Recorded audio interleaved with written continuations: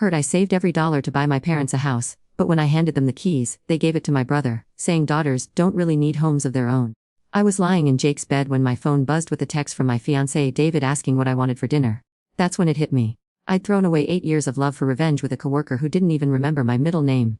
Let me back. 3 months ago I handed my parents the keys to a 340,000 house I'd saved for since I was 22. 7 years of eating ramen, driving a car, living in studio apartments while David and I planned our future. 7 years of watching my brother Tyler his trust fund on in designer sneakers while I worked 60-hour weeks as a financial analyst. This is for Dad, I said, tears streaming down my face as I pressed those keys into Mom's palm. Raised me, deserve this.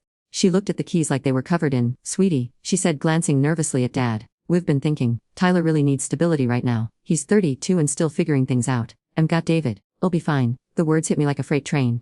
What do you mean? Well, daughters don't really need their own homes, do they? I'll live wherever husband takes. But Tyler, he needs roots. He needs to feel like a man. I stood there in their driveway.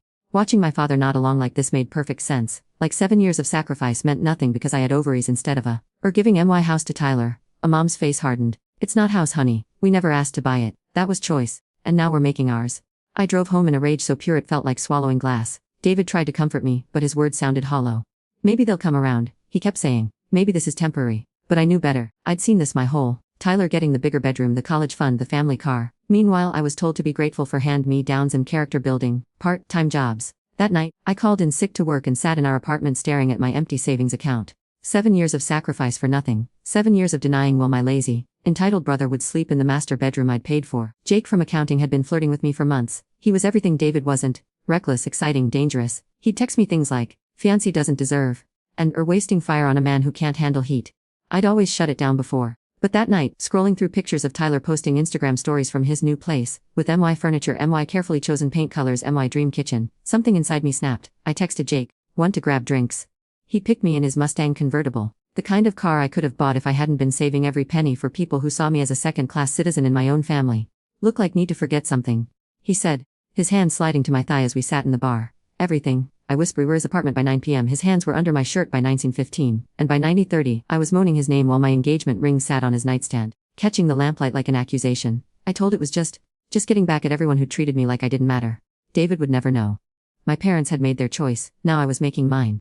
But as Jake moved above me, grunting and swaying, all I could think about was David at home, probably ordering Thai food for two and wondering why I wasn't answering his calls. The guilt should have stopped me. Instead, it made me angrier. Angry at my parents for their casual cruelty. Angry at David for being too nice, too safe, too willing to let me carry all the emotional labor of our relationship. Angry at for being enough to think sacrifice would earn me love. So I didn't stop. I met Jake again 2 days later, then 3 days after that. Each time I told I was taking back power, taking back control. I was really just burning down everything good in my, one lie at a time. The worst part wasn't it was how easy it became to look David in the eye and pretend nothing had changed. How simple it was to kiss him goodnight while Jake's cologne still clung to my skin. "Seemed different lately," David said one evening, stroking my hair as we watched Netflix. "Distant. I'm just processing the house thing," I lied. He squeezed me tighter. "I know how much that, but we'll build our own dreams, okay? Together." The sweetness in his voice made me want to. Here he was, loving me unconditionally, while I was spreading my legs for a man who saw me as nothing more than a good time. But I couldn't stop. The rage felt too good. The feeling of being wanted, being chosen, being someone's first priority, even if it was just for an hour in a seedy hotel room, felt like the only medicine for a wound that wouldn't heal. Jake started getting possessive. When are leaving him? He'd ask after we'd finish, his hand tracing circles on my bare back. "It's complicated," I'd say. "No, it's not. Either want to be with me or don't." But that was the thing. I didn't want to be with Jake. I wanted to feel something other than the crushing disappointment of being disposable to the people who were supposed to love me most. I wanted to punish everyone, including. And I was about to succeed beyond my wildest nightmares. The end started with a parking ticket. David found it in my car 3 weeks later. A ticket from downtown, dated and time-stamped to exactly when I'd told him I was working late at the office. The address was 2 blocks from Jake's apartment. "What we're doing on 5th Street last Tuesday?" he asked casually, holding the ticket like it was just another piece of mail. My throat went dry. Must have been running an errand. "I don't remember." His eyes searched my face. David wasn't. He was trusting. There's a difference. And I'd been counting on his trust to hide my lies. "What kind of errand?" "David, I don't remember every little thing I do. Maybe I was grabbing coffee." But even as I said it, I could see something shifting in his expression. The first in 8 years of complete faith. That night, he started paying attention, really paying attention, to the new perfume I'd bought to cover Jake's scent, to the way I guarded my phone, to how I'd started working late 3 nights a week when I'd never done that before in our entire relationship. I should have ended it with Jake then, should have confessed everything and begged David's forgiveness. Instead, I got sloppier, more reckless. Maybe part of me wanted to get caught, Jake and I met at a hotel bar the following Thursday. I told David I was having dinner with my college roommate Sarah. A lie so easy it slipped out without thought. I think he's getting suspicious, I told Jake as he ran his fingers along my wrist. Good, maybe that'll force to make a choice. It's not that simple, we've built a hole together. Jake's expression hardened. Ara obviously not satisfied with, or wouldn't be here. He wasn't wrong. But he also didn't understand that my dissatisfaction had nothing to do with David and everything to do with the hollow ache where my family's love should have been. We went upstairs to his room. Afterward, as I lay there watching him dress, my phone started ringing. David's name on the screen. Don't answer it, Jake said. But something in David's ringtone, urgent, insistent, made me pick. Hey, where are? His voice was tight. Still at dinner with Sarah. What's wrong? Sarah's been posting Instagram stories all night. She's at home with her kids.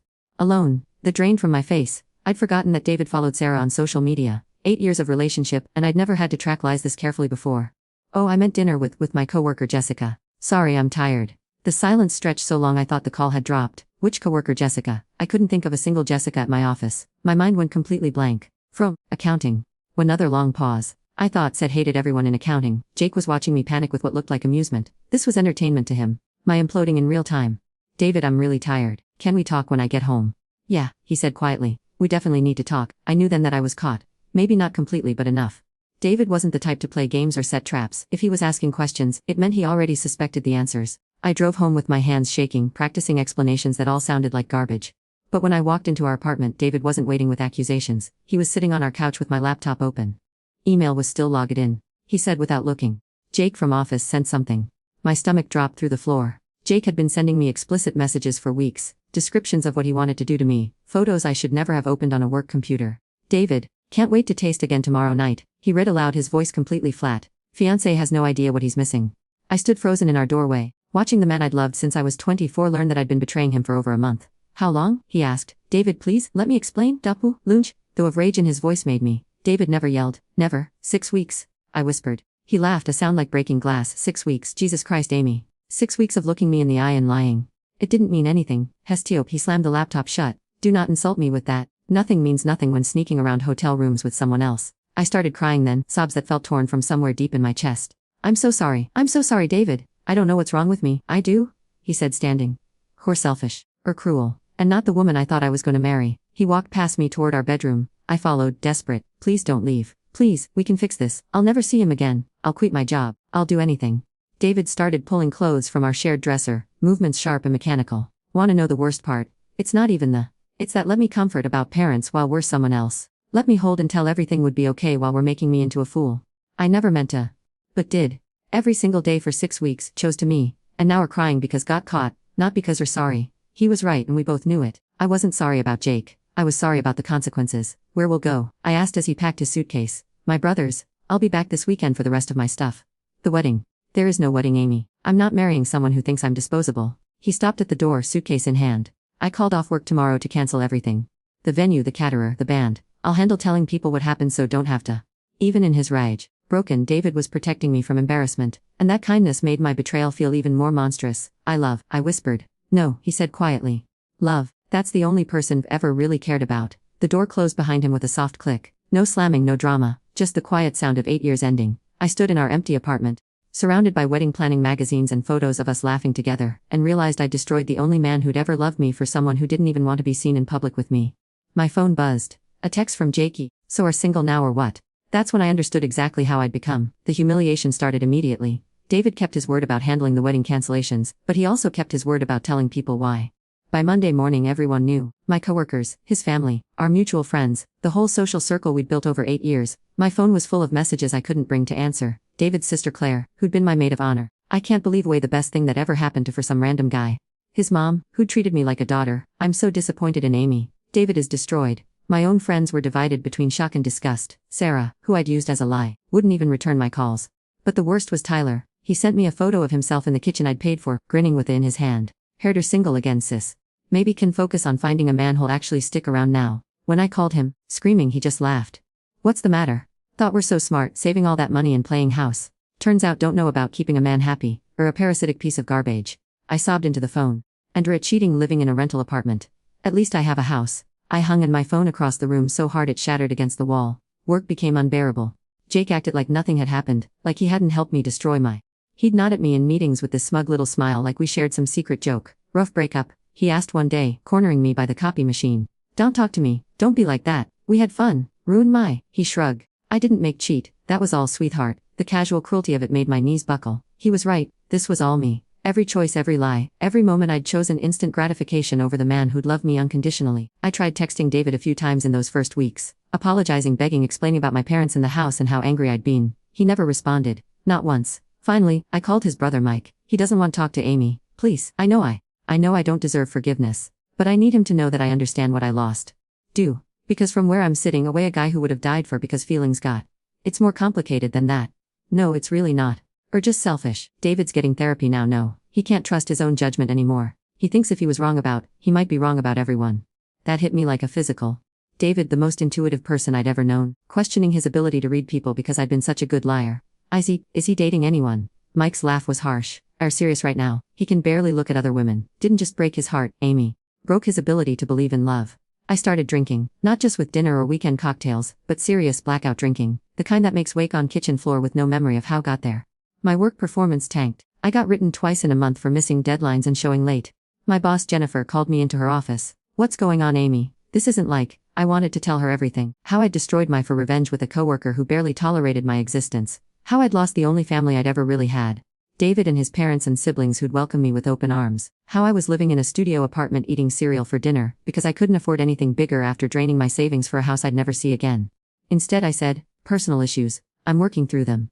Well, work through them faster. I can't keep covering for. That night I drove past David's new apartment building. I didn't know his exact unit number, but I sat in my car in the parking lot for hours, hoping to catch a glimpse of him. Around 9 p.m., I saw him walking toward the entrance with grocery bags. He looked thin, tired. There were dark circles under his eyes that hadn't been there when we were together. I almost got out of the car. Almost ran to him and fell to my knees right there in the parking lot, begging him to let me make this right. But then I saw her. A pretty brunette walking beside him, laughing at something he'd said. She wasn't touching him, wasn't acting like a girlfriend. But she was there, in his new, that I'd forced him to build without me. I drove home and drank until I passed out. The really pathetic part was Jake. Even after everything, even knowing he'd helped destroy my relationship for fun, I kept sleeping with him. Not because I wanted him, but because he was the only person who'd touch me.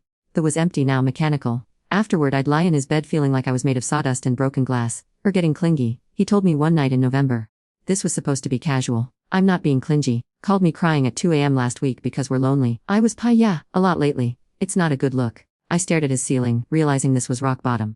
Being criticized by the man who'd helped me cheat on the love of my. Being told I wasn't even good enough for meaningless. I think we should stop this, he continued, or getting too attached, and I'm seeing someone else now. Someone else. Yeah. Karen from HR. She's not married or engaged or whatever, so it's less complicated.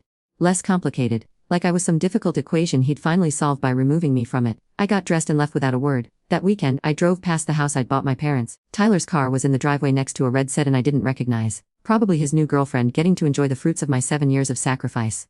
I sat outside for an hour, crying until my eyes swelled shut. A neighbor eventually came out to ask if I was okay. I used to live here. I lied. Oh, must know Tyler then. Nice guy, he's really fixed the place. Fixed it. With what money? The house had been perfect when I'd bought it. But sure, Tyler was getting credit for existing in the space I'd created. I went home and started typing a Facebook post. Something honest about what I'd done and how much I regretted it. An apology to David and everyone but I couldn't bring to publish it. Even at my lowest point, I was still too proud, too afraid of the judgment that would follow. So I stayed quiet, stayed isolated, stayed trapped in the consequences of my choices. My lease was in January and I couldn't afford to renew it. I'd have to move back in with roommates at 31, like some college kid who'd never learned to properly.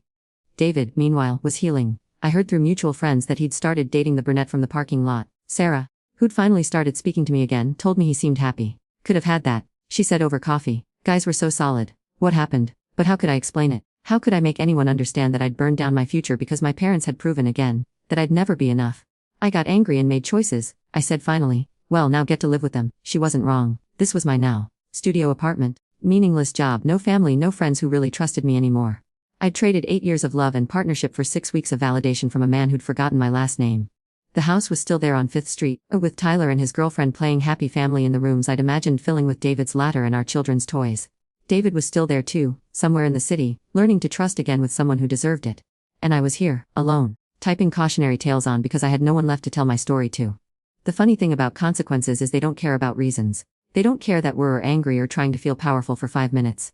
They just exist, permanent and unforgiving, following like shadows can't outrun.